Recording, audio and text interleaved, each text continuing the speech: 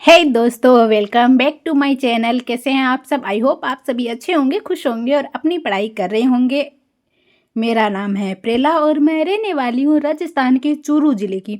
वही चूरू ज़िला जहाँ पर सबसे ज़्यादा सर्दी और सबसे ज़्यादा गर्मी होती है, उसी ज़िले की मैं रहने वाली हूँ। और आज आप देख रहे हैं धूप। हमारे यहाँ सर्दी की एक यही विशेषता है कि सर्दी चाहे कितनी भी हो, -डिग्री टेम्परेचर हो, पर ये धूप है जो 1 या 2 घंटे से ही ज़रूर सूरज देवता हमें दर्शन देते हैं। तो मैं आ चुकी थी छत पर और साथ में लेके अपनी ब्रश। मैंने सोचा थोड़ा-सा विटामिन डी भी प्राप्त होगा और दाँत भी साफ़ कर लेंगे। उसके बाद में ये थी रात वाली खिचड़ी। आपको पता है मेरा व्रत था। उसके बाद में नेक्स्ट डे मैंने सोचा कुछ हल्का-फुल्का खाते हैं, तो मैंने खिचड़ी खाई। और ये थी दाल जो मैंने पापा के लिए बनाई थी और उसके बाद में वापस मैं खिचड़ी बना रही थी तो ताज़ा पापा के लिए। फिर मैंने पी चाय और मैं देख रही थी खान सर की क्लास। और खान सर की क्लास में मैंने पढ़े हैं भारत के पर्वत, और नेक्स्ट जो चैप्टर होगा वो दर्रा से संबंधित होगा। तो भारत की जीके के अंदर भी, ज्योग्राफी के अंदर भी मैं खुद को शाबाशी दे रही हूँ। वाह भाई वाह, 0 लेवल से उठकर तुम यहाँ तक तो आई। जिस लड़की को भारत का नक्शा तक पता नहीं था, झारखंड किधर है, तमिलनाडु किधर है, बंगाल वाला हो गया, और जो उत्तर उत्तर पूर्व है वो वाला तो कॉन्सेप्ट, 7 जो स्टेट है, 7 सिस्टर है, वो वाला तो सब कुछ ही इधर उधर था। जो सब कुछ धीरे धीरे धीरे धीरे जो सेटअप बन रहा है, हमारा नींव डल चुकी है। अब दर बदर ईंटें लगकर हमारा मकान तैयार हो रहा है और जल्दी हम ज्योग्राफी को कंप्लीट करने वाले हैं, तो इसकी भी खुशी होनी चाहिए। शाबाश, खुद को शाबाशी देनी चाहिए। और उसके बाद में जो हमारा अगला सब्जेक्ट था वो था हिंदी की पेडालॉजी। और हिंदी की पेडालॉजी के अंदर जो मैं ब्लॉक पढ़ रही थी वो 3rd ब्लॉक था हमारा। और इस 3rd ब्लॉक के अंदर जो हिंदी से संबंधित था उसका ये जो लास्ट वाला चैप्टर था, मूल्यांकन और आंकलन। इसके अंदर जो मूल्यांकन से संबंधित जो क्वेश्चंस थे वो बहुत अच्छे थे। और इसमें ना ज़्यादातर कॉन्सेप्ट बताया गया, मतलब कहानियों के आधार पर आप बच्चों का किस प्रकार से मूल्यांकन करते हैं। अदरवाइज़ हम हमारी वाली जो 3rd ग्रेड वाले जो मूल्यांकन वगैरह देखते हैं तो उसमें तो मतलब मैटर होता है, वो ज़्यादा याद करने वाला होता है। मतलब ऐसे हो गया, ऐसे हो गया, 1-2 विधि आ जाती है, वो आती है। इसके अंदर ऐसा नहीं था। इसके अंदर कहानियाँ दे रखी थी और 3-4 कहानियों एक साथ में देकर फिर हमसे पूछ रखा था, आप बताइए इसमें से कौन-सी कहानी में सबसे अच्छा मूल्यांकन किया गया है। तो इस तरीके से थोड़ा-सा जो कॉन्सेप्ट होता है वो ये है, जो कॉन्सेप्ट बेस पे ही है सब कुछ। जैसे आप सीटेट का एग्ज़ाम देखते हो ना, उसके अंदर साइकोलॉजी पूछी जाती है और ये जो मेथड होता है वो इसी तरीके से होता है। व्यवहारिक रूप में ज़्यादा चीज़ों को पूछा जाता है, रटा-रटाया चीज़ें कुछ नहीं चलती है। तो मुझे थोड़ा-सा अच्छा लगा और उसके बाद ये हमारा ख़त्म होता है। फिर मैंने सोचा चलो अब नेक्स्ट ब्लॉक भी हमें कंप्लीट करना चाहिए और देखना चाहिए नेक्स्ट ब्लॉक है वो किससे संबंधित है। तो हमारा नेक्स्ट जो ब्लॉक है वो मैथ से संबंधित है। यानी कि अब हमें जो ब्लॉक पढ़ने हैं आगे, जो हमारे कल से जो पेडालॉजी स्टार्ट होगी वो मैथ की होगी। और मैथ के लिए मैंने डाउनलोड किए थे यहाँ पे ब्लॉग, तो इसमें मैथ में भी ज़्यादा चैप्टर है। 11 या 12 से रिलेटेड चैप्टर थे मैथ के अंदर।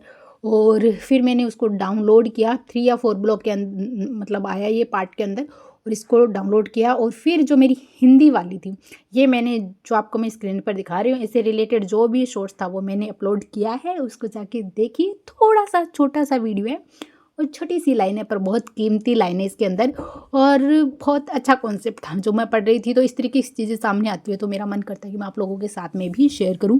खुद तो मैं ग्रैंड करती हूँ मैं चाहती हूँ बाकी के लोग भी ग्रैंड कर ले। एंड उसके बाद में जो मेरी हिंदी वाली बुक थी पेडालॉजी, जो हिंदी की भी मैंने स्टार्ट कर रखी थी टॉपर्स नोट्स बुक से, उसके अंदर भी मेरे बहुत सारे चैप्टर थे जो रह गए थे। एंड मुझे एक बार डाउट हुआ, क्या मैं ये सभी क्लियर कर पाऊँगी आज के दिन, कंप्लीट हो पाएगा ये मेरा।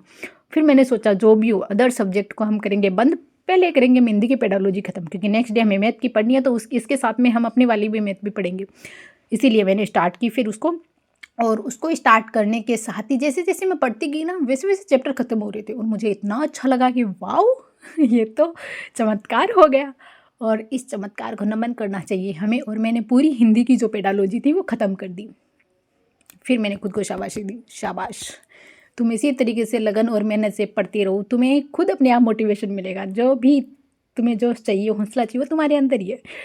फिर हिंदी की पेडालॉजी होगी, ठीक है। और इसको पढ़ने में भी मुझे वक्त लगा था, ये नहीं कि मतलब कम वक्त में हो गया, पर मैंने कंटिन्यू ये रियल में ये बात बहुत सच है कि आप जो भी बोलेंगे वो आपका दिमाग सुनता है। आप नेगेटिव बोलेंगे तो ये नेगेटिव सुनेगा, आप पॉजिटिव बोलेंगे तो ये पॉजिटिव सुनेगा, आप कुछ नहीं बोलोगे तो ये भी गूंगा बैठा रहेगा। इसकी भी सोचने की प्रोसेस है वो ख़त्म हो जाएगी। इसलिए मैं ना कल मैंने बहुत बार बोला ऐसा अपने आप को, हिंदी का ये जो मेथड वाला चैप्टर हमें मतलब जो पूरे चैप्टर है मेथड की बुक है कंप्लीट करनी है, आज ही कंप्लीट करनी है, सारे मेथड्स आज ही पढ़ने हैं, मूल्यांकन भी आज ही पढ़ना है, निदानात्मक उपचारात्मक मूल्यांकन भी आज पढ़ना है, हिंदी से रिलेटेड जो चुनौतियाँ हैं वो भी हमें आज ही पढ़नी है, और आज में हिंदी को ख़त्म करना है, हिंदी को। और इसी तरीके से मैं सोच रही हूँ कि मैथ की पेडालॉजी भी इसके साथ में ही ख़त्म करेंगे, जैसे हमारी कंटिन्यू चलती रहेगी। तो मेथड को पढ़ने में मुझे बहुत मज़ा आता है, क्योंकि इसके साथ में पढ़ने भी मज़ा आता है। एनओएस के नोट्स के साथ में आप अगर अपनी वाली भी पढ़ोगे तो आपको बहुत मज़ा आएगा। दोनों के कॉन्सेप्ट अगर उसमें डाउट आएंगे तो इसमें क्लियर हो जाएंगे, इसमें डाउट होंगे तो उसमें क्लियर हो जाएंगे। रियल में ये एक दूसरे से बहुत ही अच्छा कनेक्शन है जो बना हुआ है, और मुझे खुशी हो रही है कि मैंने दोनों को साथ में पढ़ने का ये जो निर्णय मेरा सही था। पहले के 2-3 जो चैप्टर थे वो रिलेटेड नहीं थे, हमारी जॉब की पेडालॉजी उससे रिलेटेड नहीं थी, इसलिए मैंने उसको स्टार्ट नहीं किया था। पर अब जो ये सब्जेक्ट वाइज जो चल रहे हैं पेडालॉजी, तो वो रिलेटेड है और हमें उसमें भी आएगी, तो उसके अकॉर्डिंग करेंगे। और कल जो संस्कृत विभाग का 3rd ग्रेड का जो नोटिफिकेशन आया है उसको भी मैंने देखा है, और उसके सिलेबस को भी मैंने चेकआउट किया। उसका सिलेबस भी अच्छा है, जैसे कि जो राजस्थान की जीके हम वो पढ़ रहे हैं वो तो आएगा ही आएगा। उसके बाद ये आप देख रहे हैं स्क्रीन पर, मम्मी गई थी सत्संग में, और सत्संग में पहली बार इस तरीके की प्लेट दिए जैसे मम्मी गई थी किसी के बर्थडे में। मुझे ऐसा लगा था, पर कोई बात नहीं। जिन्होंने सत्संग लगाई थी वो कहीं दूर रहते हैं, और वो कल अपने घर आए थे, तो उन्होंने अपनी ज़िंदगी में शायद ये पहली सत्संग लगाई होगी, तो उन्होंने इस तरीके से प्रसाद दिया। और जो साल में या महीने में 1-2 बार लगाते रहते हैं वो बेचारे प्रसाद, जैसे नॉर्मली हम प्रसाद ग्रहण करते हैं वो उसी तरीके का प्रसाद होता है, पर फिर भी प्रसाद तो प्रसाद होता है। और इसमें से मैंने सारा नहीं खाया, मैंने हर एक चीज़ को थोड़ा थोड़ा थोड़ा थोड़ा खाया, प्रसाद था ना इसलिए। और फिर बात करते हैं संस्कृत विभाग की जो वैकेंसी आई है। तो देखो मैं यही कहूँगी, वैकेंसी छोटी हो बड़ी हो मोटी हो पतली हो कोई फ़र्क नहीं पड़ता हमें, हमें हमारी एक सीट से मतलब, और वो सीट प्राप्त करने के लिए हमें कड़ी मेहनत करनी होगी, जी तोड़ मेहनत करनी होगी। उसके लिए कुछ नहीं करना है, जितनी भी किताबें आपके पास उसको अपने सामने रखिए, अपने सिलेबस को अपने सामने रखिए और रगड़ दीजिए अपनी किताबों को। इतना पढ़िए इन किताबों को कि ये किताबें भी बोले अरे मेरा तो कलर ही चेंज कर दिया इस लड़की ने, अरे मैं तो कितनी सुंदर थी, इस लड़की ने तो पढ़ पढ़ के मेरा असली जो आनंद होता है वो लिया है, मैं इसको अपना सारा ज्ञान दूंगी। इस तरीके से होना चाहिए। और मैं यहाँ हाइलाइटर कर रही थी, जो टॉपिक मेरे कंप्लीट हो चुके थे, और आप लोग देख सकते हैं कितना अच्छा लगता है ना।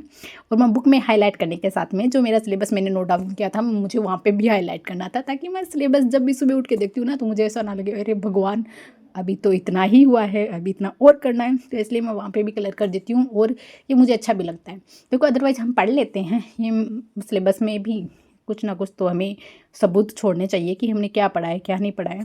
फिर ये भी हो कि अरे अच्छा ये सब्जेक्ट एक बार पढ़ लिया है, ये टॉपिक 2 बार पढ़ चुके हैं, कोई बात नहीं, इसको एक बार भी नहीं पढ़ा तो चलो इसको पढ़ते हैं। इस तरीके से हमें ये करेंगे तो थोड़ा हमारे दिमाग में ना, जो वो बोलते हैं ना, चेतन मन से अचेतन मन की ओर बात जाएगी, और वो अचेतन मन ही है जो सब कुछ करता है करता धरता है हमारा। तो उस अचेतन मन को भी है ना हमें बार बार एक ही बात बोल बोल के ना उसको स्ट्रॉन्ग कर लेना है कि भाई हम तो इस बार नौकरी लेके रहेंगे, चाहे कुछ भी हो जाए, कितनी भी वैकेंसी हो और चाहे कितनी भी लेट आए हमें नहीं पता, पर हम तो नौकरी इस बार लेके रहेंगे। हम नहीं सोचेंगे वैकेंसी लेट हो रही है, धीरे आ रही है, जल्दी आ रही है नहीं आ रही है, हम सिर्फ अपने सिलेबस को पूरा करेंगे, वो भी एक बार नहीं 10 बार करेंगे, जितना हो सके उतना पढ़ेंगे। और जैसे ही मैं पढ़ रही थी ये चीज़ें कंप्लीट कर रही थी मुझे साउंड सुनाई दिया, फिर मैं गई छत पर तो मुझे दिखाई दी ये बारात, और उसके साथ में दिखाई दिया है खूबसूरत सा चांद, और उसके पास में बैठा ये ध्रुव तारा। दोनों को देख के मैं नीचे आ गई, और तारा और चांद को देखने के बाद मुझे महसूस हुआ चमकना है तो मेहनत करनी पड़ेगी। और जैसे ही मैं पढ़ रही थी, यहाँ इंग्लिश पढ़ रही थी, इंग्लिश के अंदर मैंने स्टार्ट कर दिया था active voice and passive voice, तो मेरा भाई आ गया था मुझे दिखाने के लिए। जो क्लिप्स आप लोग देख रहे हैं ये एक सीरियल है जापान का, इसकी जो एक लड़की है छोटी सी डोल सी क्यूट सी नर्सरी स्कूल में पढ़ती है, उससे रिलेटेड ही, जैसे आपने सिंचन देखा होगा, पर सिंचन बहुत अधिक बदमाशी करता है, ये थोड़ा सा इसका कॉन्सेप्ट अलग है, पर ये बहुत अच्छा सीरियल है। जो हम पढ़ाई करते करते थोड़ा सा बोरियत आ जाती है तो खाना खाते वक्त हम ये देख लेते हैं, तो उसके पास एक क्लिप आ गई थी जो इससे अच्छी लगी, तो कुछ हंसी मजाक था उसमें, तो ये मेरे को आ गया दिखाने, और मैं इसी की वजह से मेरे भाई की वजह से ये सीरियल देख पा रही हूँ। अदरवाइज़ मैंने कभी भी इस तरीके से इन चीज़ों को नहीं देखा है, मैं बहुत कम देखती हूँ। अब मैं इसको कार्टून नहीं बोलूँगी, कार्टून बोलूँगी तो वो बुरा मानेगा, एंड पूरी जो इंडस्ट्री है वो इसका बुरा मानेगी, इसको एनिमी कहते हैं। तो उससे रिलेटेड है। उसके बाद में मैंने सोचा, मैंने खाना जल्दी खा लिया था और आज का मेरा प्लान था जल्दी सोने का और सुबह जल्दी उठने का, इसलिए मैंने टेस्ट लगाया, वो भी फुल टेस्ट। ये सेकंड वाला हमारा फुल टेस्ट है। और फिर मैंने अलार्म लगाया 3:30 बजे का। मुझे पता था 3:30 बजे अगर मैं अलार्म लगाऊंगी तो ही 4 बजे पढ़ने के लिए बैठ पाऊंगी, क्योंकि कुछ देर तो हम बेड में इधर उधर लौटते रहते हैं, उठते नहीं, हमारी आंखें खुल जाती है और हम खुद को उठाने में लगा देते हैं थोड़ा सा वक्त। इसलिए मैंने 3:30 का अलार्म लगाया और उसके बाद में मैं सो गई। हाँ, सब्जेक्ट मेरे पूरे नहीं हुए थे, ये वो मान सकती हूँ, पर हिंदी मेरी कंप्लीट हो चुकी थी, पेडालॉजी, इसकी मुझे खुशी